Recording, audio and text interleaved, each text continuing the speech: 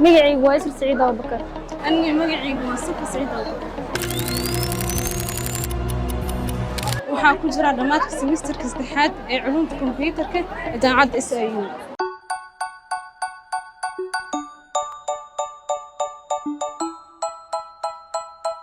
Maalmaha ugu weyn waa maalmaha uu soo dhaweeyay imtixaanaadka.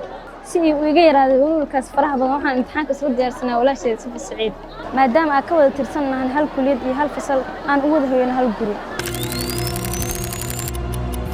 waxaan guul u rajaynayaa nafteyda iyo dhammaan ardayda SIU family. My name is Isa Abdikarim. I am in the final stages of my 5th semester in General Medicine and Surgery. Today we are sitting our final exam for the semester. I wish success for myself and all the students that are part of SIU family.